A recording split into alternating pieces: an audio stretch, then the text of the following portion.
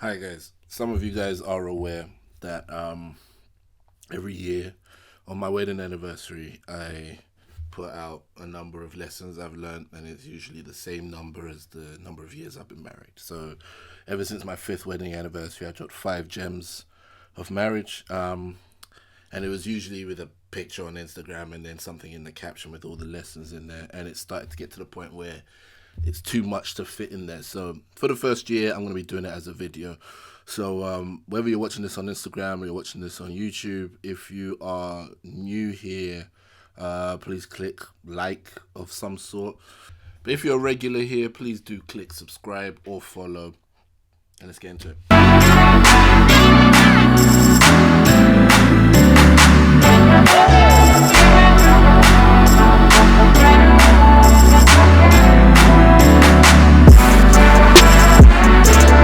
I just want to make this clear from the jump. As I say these things every year, so sometimes I feel like they're obvious, but I know some of you may be joining for the first time. The point in sharing these is not to position myself as some kind of marriage expert. I am 8 years in, so I am still learning every day. The whole point of this is to share as I learn. Um, there's still a possibility that I might get things wrong. I might still develop some of these ideas as I get deeper in. But, it's not so much about the destination, but about the journey and learning as you go along that journey. So, as I share this, the aim is to help other brothers who are also married, and in some cases, those who wish to be married. I hope this helps you out. All right, my number one tip or gem that I picked up this year in marriage: practice removing excuses from your vocabulary. This is key for life, especially as a man. So, for those of you that want to be husbands out here, practice removing excuses from your vocabulary. Now, let me make something clear. It doesn't mean that there aren't times where you have an excuse for why you haven't done something or why something hasn't gone your way. Um, there, sometimes you have a reason, sometimes you have an excuse. But what I will tell you is the very little benefit comes from you dwelling on those excuses, repeating those excuses, and trying to leverage those excuses. Very little gain comes from you. The reason why is because you are attaining a leadership position if you're going to be trying to lead your wife. And so, one of the aspects of leadership that people often forget whilst they're trying to get hold of power and authority and the say so and the you must follow me is that when you're a leader, the buck stops with you. That means things can go wrong. The final responsibility lands on your shoulders. Now, this is the reason why I don't get into any kind of discussions about women who are bosses and they make money and they're head of the household. I'm not counting head of the household by how much money you make. I'm looking for key indicators, and one of them is how willing are you to take responsibility. So, if you want to improve the quality of your marriage as a husband, or you want to prepare yourself for marriage as a man, I'd say practice getting rid of the excuses. You have, for example, you've got a financial responsibility, but you're low on funds, right? Now, you might have many good reasons as to why you don't have those funds. This popped up, that popped up. But I think if you say, well, I can't reach it because I don't have the funds, you're not wrong. That might be, a somewhat realistic description of your assessment of this matter at that point. But what I think is more key for you as a husband is to say, okay, I currently don't have those funds right now, but what I'm going to do is I'm going to address this, this, and this in order to get those funds. Or I don't have those funds because so and so happened. That's completely on me. And I'm going to make sure that for next time, this is what I'm going to put in place. What I'm saying is, you need to be the one driving the solution. You need to be the one taking the responsibility, and you need to be able to sit with that. And I think it's also good for when you're trying to attain a goal. I will give a shout out here to my friend Lois, who really at the start of the year was kind of like an accountability coach for me. And she's somebody that runs every day, and she would make sure that I'd get out and do some at least some walking, if not running. and she would always drill in me the no excuses thing, and that's one of the biggest takeaways I took away from it. There's always a reason why you can't get out there to run, but when you stop thinking from the I have a reason, I have an excuse not to do it, and you start thinking to how can I do it, how can I overcome this, I think you unlock something fantastic in terms of leadership, but in terms of your development as well. Number two, get help from successful men. And the reason why I say this is because I think most of us know this in a business context. The idea of having a business mentor makes sense. Even when I started off in stand up comedy, I had comedy mentors. Big shout out to Noel Faulkner, who owned the Comedy Cafe in Shoreditch. Big shout out to John Simmet, who owned Upfront Comedy and was the Green Teletubby, and he was my mentor. So I think we can all say that mentorship is key for certain areas of growth and guidance. But I think we neglect aspects of marriage sometimes because we believe somehow that it's just supposed to work out because we're in love.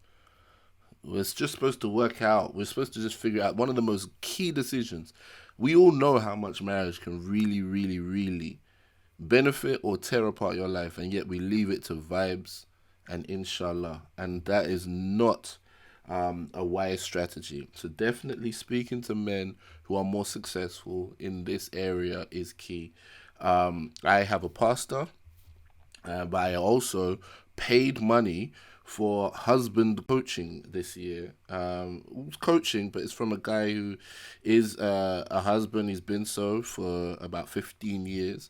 I want to give a big shout out to JD over at uncoveringintimacy.com.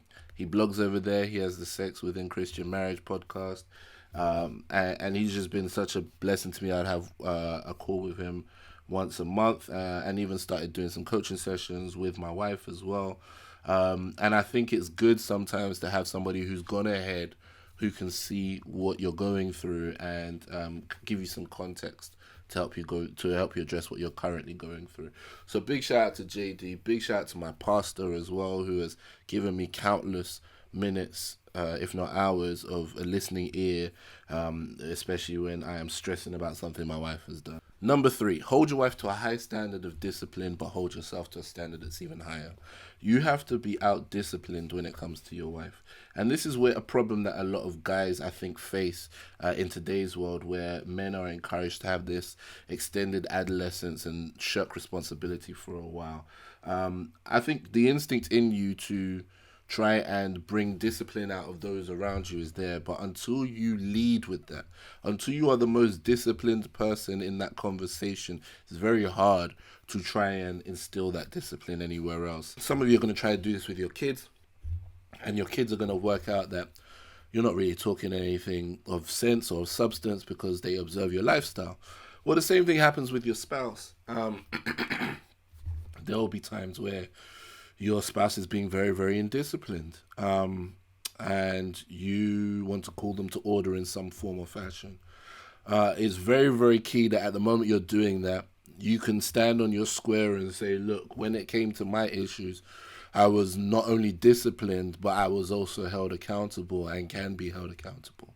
And I'm willing to respond positively to it. So I think it's very key here that you don't just, that you practice what you preach, first of all, but also that you over-attain in this area. I think I've done a small clip on Instagram before about how some men use women as their boundaries. So basically, they kind of go into a situation thinking, let me get as much as I can get away with.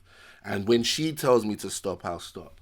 Now, I think that's one conversation to be had, but I don't think that's a wise way to live life. And I'll give you an example as to why I say so.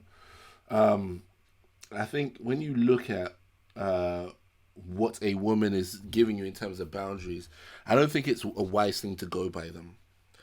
Reason why I say this is some women some of the time are going to be very, very clear and obvious about what that boundary is. But it's not always going to be there. Sometimes they're going to hold up a boundary that is based on how they feel.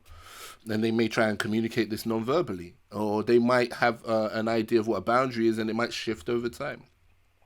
And you trying to use that as your boundary is going to be thoroughly frustrating, one, but two, leaves so much room for error. And it also means you're constantly in a following position. You're not setting the tone, you're not leading. Whereas, if a woman is willing to deal with this much and you've already set a boundary here, you are never even going to reach her boundary. Because why? You've got yourself under control. Which means now the context now comes towards you setting the boundary. It's very, very key as a man that you set the boundary. I always say that, look, for men, it's like you're the structure of the building, and for the woman, she's like the soft furnishings.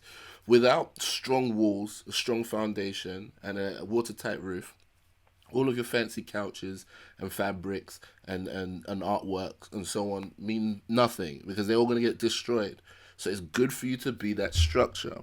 Now, if you basically don't have any good structure and you're like, look, I'll just try and be around wherever the soft furnishings are, you will essentially have a very compromised building. So it's very, very key that men are more disciplined than the women that they're with. I think that's very, very key. I think that's what then allows women to take their hands off the reins for a second, stop trying to monitor you because they actually realize that you're more disciplined than they are, right? It gives them room to be free. And what it means is that if they are going to be slightly more emotional or need the room to open up a bit more, they know they're safe because they know that you've got strong boundaries on yourself.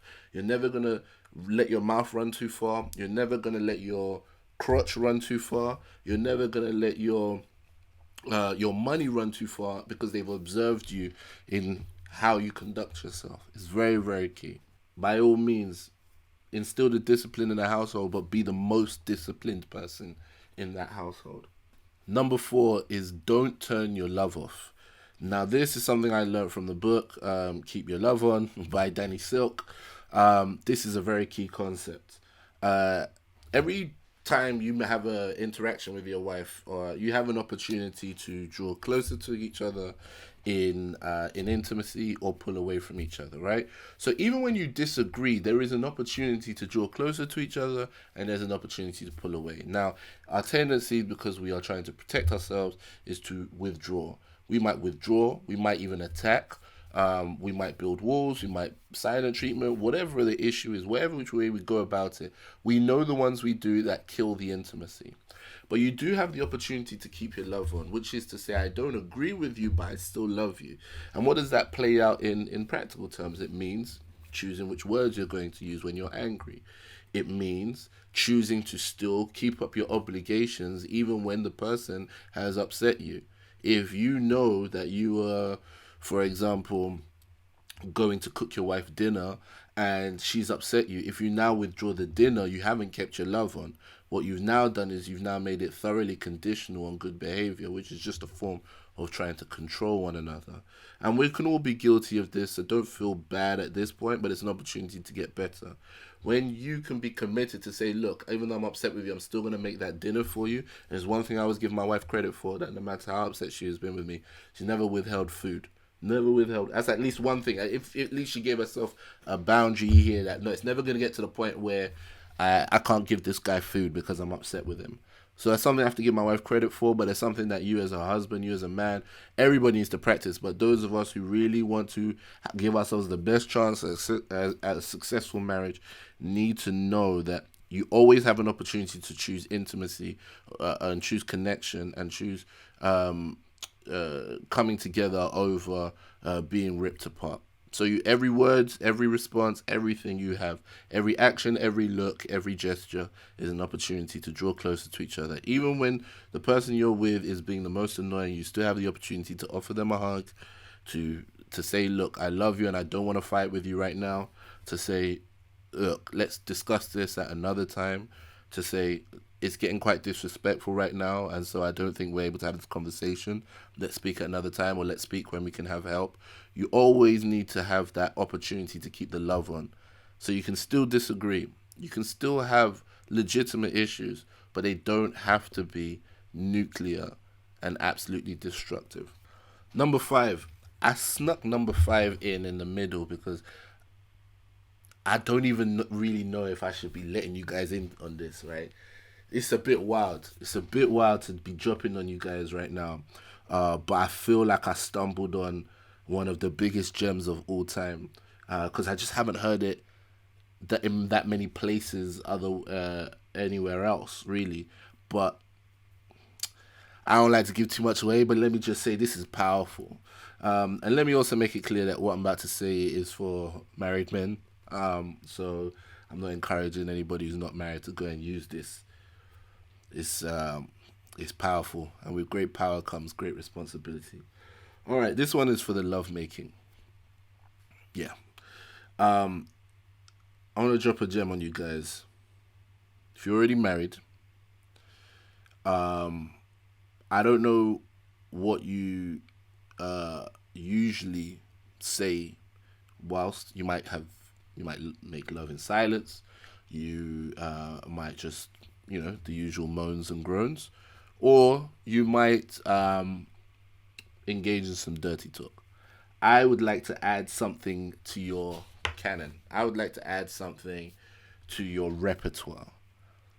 Try it. Just try it, right? Then DM me on Instagram at olathecomedian if something amazing happens. If nothing happens, you can also DM me and say, it was waste, didn't really work for us. It's good. I can't test this across the board, but I could just say I caught a revelation.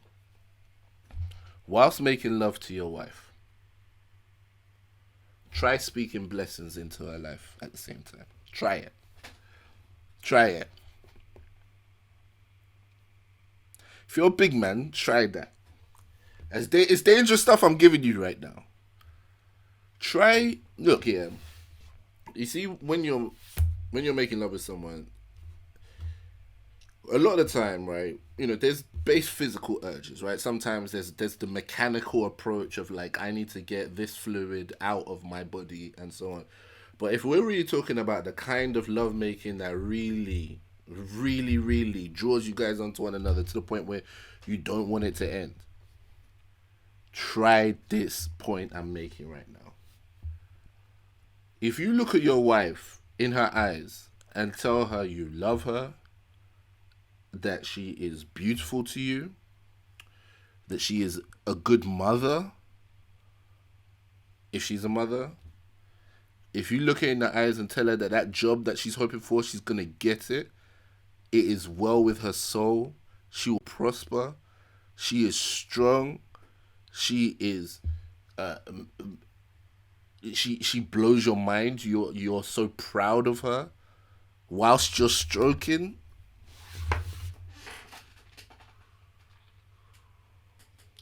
I really should not be giving out the gems like this, but I said let me add value in your life. There's a sister in here that needs to be set free.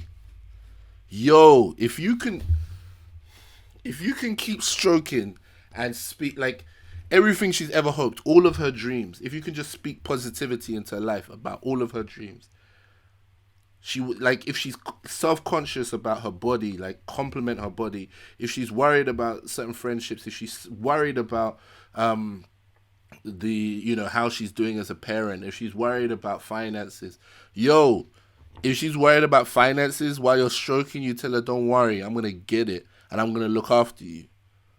You're gonna be well taken care of. I want to spend on you whilst you're stroking. Golly. God, do you know what? Yeah, a word is enough for the wise. A word is enough for the wise. I'm gonna leave it with you. Do with it what you will. But I'm just saying, yeah. There's by all means dirty talk. There's a thrill to dirty talk. There's a thrill to hearing the moans and so on. But if you are able to construct sentences whilst you are mid-stroke, try speaking life into your wife. It's so powerful, man. Oh, it's so powerful. My next point, number 6. Never be a bad guy because that's what women want or respond to. You have to set the standard. You have to be you and you have to lead. Reason why I say this is because we're in an age where there's a lot of advice. There's a lot of dating advice out there. There are a lot of people popping up and showing you the dark arts of how to get results. And I'm not doubting that these things work. I actually believe that they do work and they work more effectively sometimes than trying to do the nice thing. So the aim here, you have to ask yourself is, Is my aim just simply to secure as much pumps as possible? If that's really your aim in life, let me just let you know you're going to be thoroughly unfulfilled as a man. These are not the things that drive you for the ages. They're very short-term urges. I don't know about you, but sometimes when you've kind of had enough. After a while, like if somebody brings up the idea of securing pumps, you might just be like, "Come on, man! No, you guys do anything else? I'm tired of that now." So you have to have something that draws you much more long term. Now, for most men, especially most men who are married or who are looking to be married, I know you to be legacy minded men. You're thinking beyond yourself and you're thinking beyond your generation. You're thinking about setting your family up. You're thinking about seeing your kids living good. You're thinking about your kids living good. You're thinking about building something where they're going to mention your name for years to come, even after you die. Now, here's how does a wife fit into that? A wife fits into that because she is the teammate you're going to build all of this with, right? And she's going to play her position, whether she's a housewife or she also works outside of the home, whether she works in your business or she works for someone else's business, whether she starts her own business, whatever it is, right? You're picking your teammate. Now, what I want to say to you is, if everything you do is in service of your mission, you won't get caught up in short-term battles which lead to short-term victories.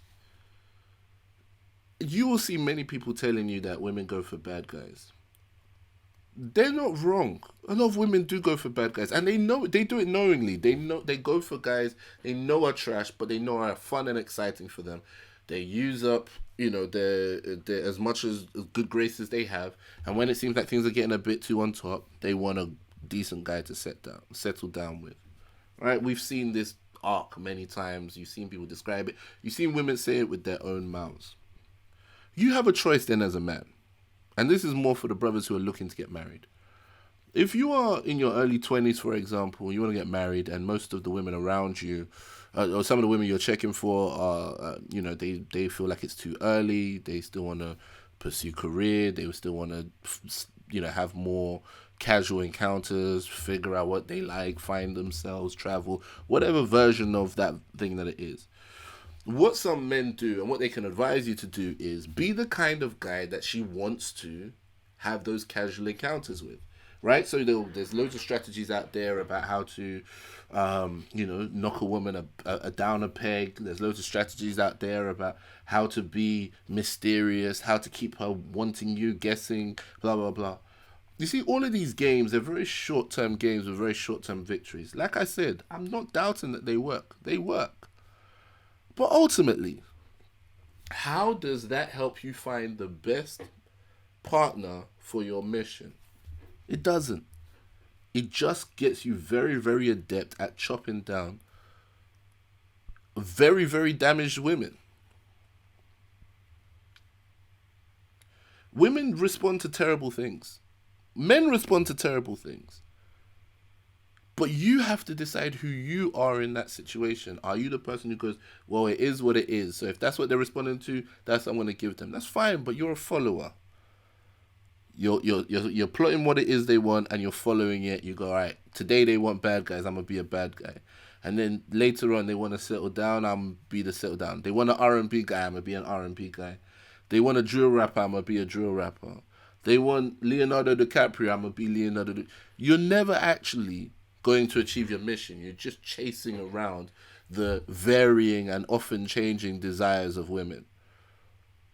What you will find is there are some women who aren't destroyed and ruined by ideas of being some toxic situation or whatever, and they're willing to get on your program. But they will never get on your program if you don't have a program. So it's very important for you as a guy to set a standard as to what it is you are here to do. Not to consistently try and find out what women want and try and be that. It's a dumb strategy. Because the same women who tell you what they want will react differently when you give it to them and you're like, what? But this is what you said you want. Then now you're upset. Then she's changed her mind again. Now you're trying to be something else. It's rubbish. You need to be very, very ready to just be like, all right, That's what you're looking for? Well, that's not me. All right, be on your way, sis. I'm going to continue on my path.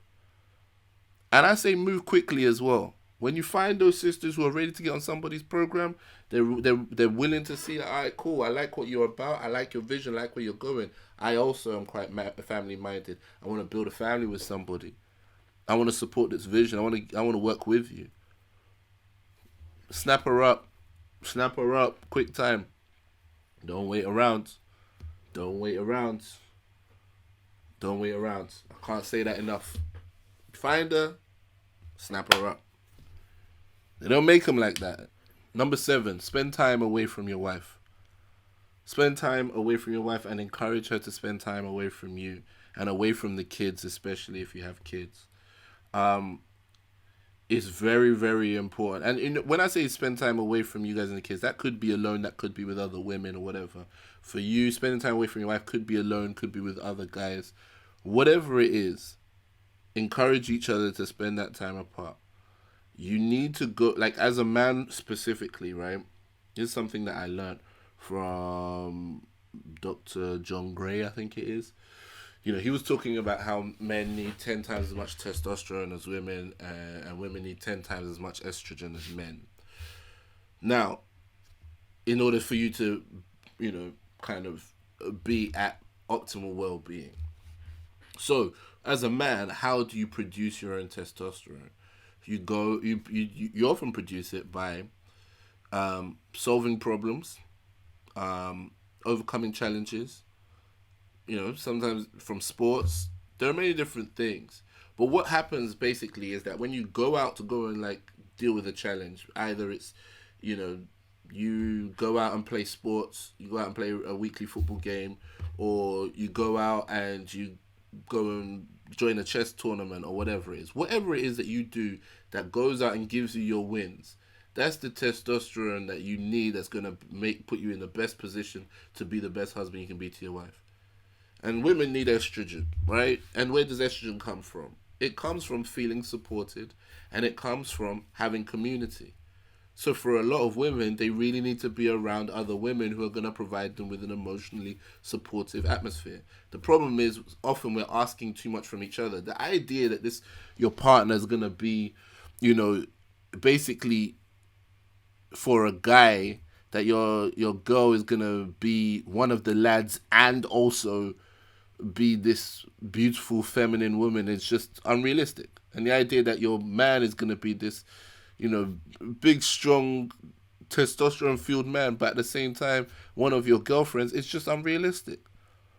Trying to get everything from one person is like really quite a new concept, and it's kind of built out of nowhere. It's just built out of some fantasy idea of this person existing. Now, that's not to say that men can't be emotionally supportive or women can't help solve problems, but it does mean that sometimes you really do need, if you really want to be at the optimal level, you need to stop asking so much from this one person. And a huge part of that is taking time away to go and pray. Because sometimes you're asking what only God can give you from one of these people, your spouse, basically. And that's going to just only provide more and more disappointment, because your spouse cannot replace God in your life. So taking time out in prayer and to connect with God is very, very key for you to go back and be the best spouse you can be, and even the best parent you can be. There are so many mums who believe that they're being, they as a mum, they need to basically hover over their kids, helicopter mums, right? But when you ask that woman, like, take some time away, go and do what it is you usually love to do. Go and read a book. Go and spend time, catch up with your girlfriends who you haven't seen, or go and spend some time with family members, whatever else it is. And you say, I'm going to handle the kids, right? And she has that time by herself. The refreshing that she gets when she comes back is very, very key for her own well-being. And sometimes your wife may not realize it because of all kinds of messaging and guilt and the trick of hormones, because there's a lot of estrogen that comes from cuddling your kids. But at the same time, as a man, you need to be able to spot these things and be able to provide the plan and the strategy. So you might need to say to your wife, look, leave the kids for a while. I know, trust me, they're going to be fine. They're going to be fine. Leave them with me. Just go do the things that you usually love. And sometimes a wife is going to need to say that to her husband. If he's consistently out here working and then trying to be at home, trying to be a present dad, blah, blah, blah, she might need to say to him, you need to get out and get in the gym. That's where you become yourself. For me this year is trampolining. My wife kept encouraging me to go to the trampoline park because for me, when I jump, I feel free. So always be able to spot that in your spouse. Spot when they need time away from you.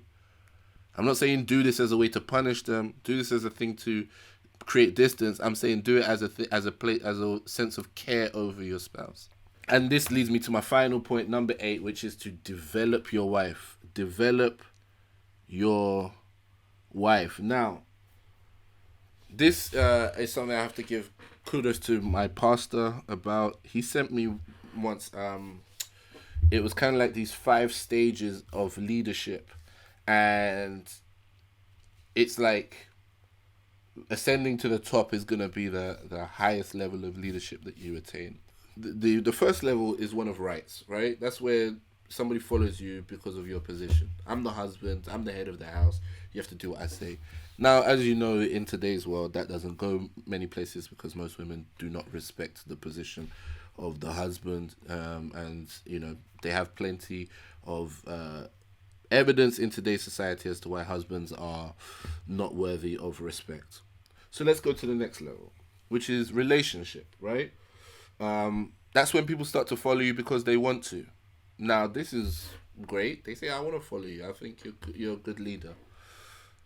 That's still deceptive because there's going to come a time that they don't want to.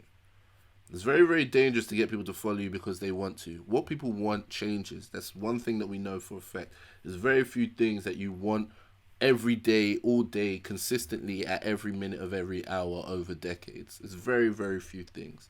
So the idea that you feel like somebody wants to follow you is a strong reason is terrible. It's very, very shaky. So next is results. That's when people start to follow you because you deliver results. They see what you do. It's undeniable. So that's where, your high value man comes in and she's like, I see this guy makes money, so I need to follow him. This kind of leader I need to be behind, right? That's 3 levels up. For most people, they're happy to stop there. But the thing about results is that you can't guarantee them forever as well. So again, it's not the most stable place to stop in your growth as a leader. A level above that is the level of reproduction. That's when you start to develop the people around you. You start to reproduce all of the gifts and the talents you have in those around you. Basically, as a leader, you have to get to the point where you stop creating followers and you start actually creating leaders. If you can reproduce your leadership in other leaders, now you've got people who are going to get behind you almost to a point of fanaticism. And I think this is, I don't want to, start any controversy here, but I think this is one of the keys of why SPAC Nation is so successful, despite everything you've seen. Is that one thing the head pastor has done very well is to make all of his key people all feel like leaders. You see, this person's a pastor, that person's a pastor, this person's a pastor. I don't know if you watch any of the documentaries about them, but how many of them are pastors. He's constantly recreating himself in these people, and they get behind him. They might have started off following him because of his position as head pastor. Then they might have continued to follow him because they want to. They like him. Then maybe they saw the results. They saw the drip. And they wanted to follow him because of that. But when he starts to make leaders out of them, then now you unlock a whole new level. Now the final level is respect. That's where people start to genuinely respect your personhood. You become larger than life at this point. This is the point where you spent so much time building people up and creating and delivering results and creating other leaders that people just respect what you stand for. You become larger than life. You become an icon. Now, very few people make it to that level, but the key to making that level is the level just below, but doing that consistently over time. So that 4th level, if you do that consistently over time, you can join the top level of leaders in life. But what does that mean for marriage? It means that you as a husband need to be at a point where you are recreating leadership in your wife. If the whole point in you being a leader is to create a follower out of your wife, you only get to a certain level. But at some point, you're going to need her, for example, to, teach something to your kids. You're going to need her to be able to handle some business or whatever. Maybe bring in some money at some times. You might need that. Or maybe you might just need her to be able to handle your home or entertain clients or whatever it is. Hold a conversation in a gathering. So whatever it is that you're leading your wife to, you have to develop her along the way. We all need development. I know women love the idea of saying, let me upgrade you. Because they love the idea that they're going to take some guy and they're going to turn him into... They love being the idea of being Michelle Obama and taking this broke guy and turning him into the president of the United States. That's fantastic. I don't think it's exactly how the story goes, but that's an oversimplified version of it. But for you as a man, if you are growing in a certain area, you're reading books, you're leveling up with your finances, you can't do that effectively if your wife isn't also developing too. So it's key in your interests to be developing your wife. And that might be paying for her to go back to school if she wants to go back and take certain courses. That might be encouraging her career development. It might also be encouraging her in her parenting, encouraging her in her homekeeping. Whatever it is, you need to be able to be studying your wife and to be able to see what it is she's going to need so you can make that suggestion. Now, I'm not saying that, you can... She's not exactly like a computer game player that you can just mold. Just press the training button and turn up their skills and adjust them like that. She's a real human being.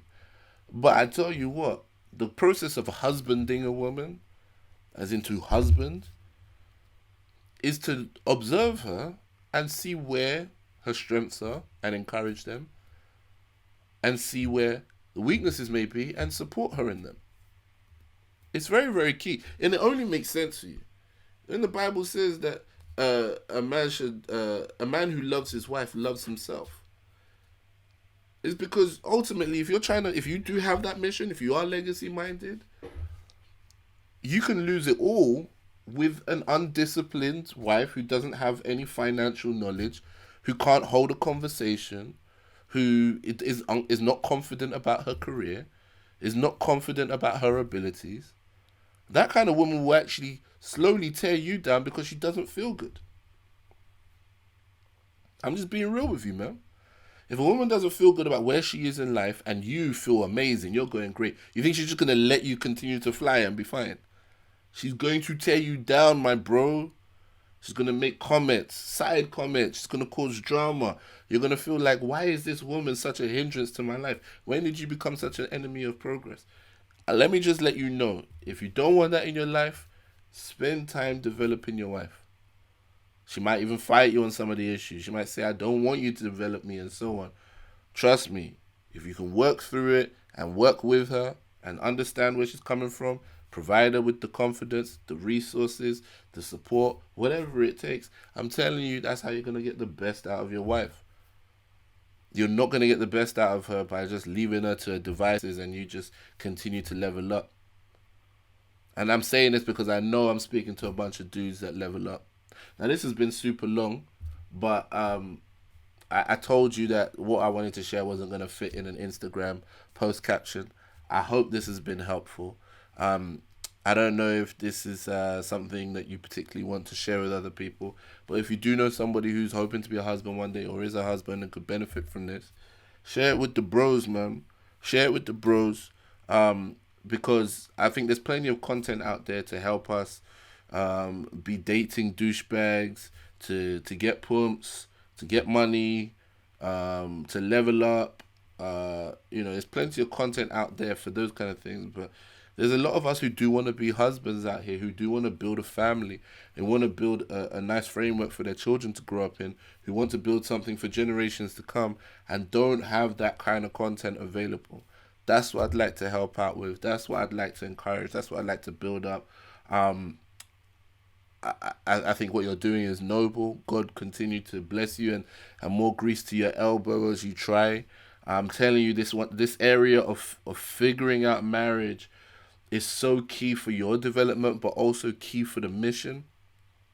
Romance is not the aim. If you let a woman lead you, romance and her happiness and her feeling comfortable will become the aim. These are not the aims. These are the keys towards getting to the greater mission. If you can learn how to be romantic to your wife, you have a better chance at building a stronger bond with the person who has so much control over your assets and your general experience of this world. So when I encourage you to lead, it's because you need to be able to think beyond just being happy or just taking trips or just buying gifts. These things are supposed to serve a purpose to help you build what it is you're hoping to get to, what it is I understand that you need out of life. If I understand most of the good guys I got around me, I understand that you want something bigger than yourself.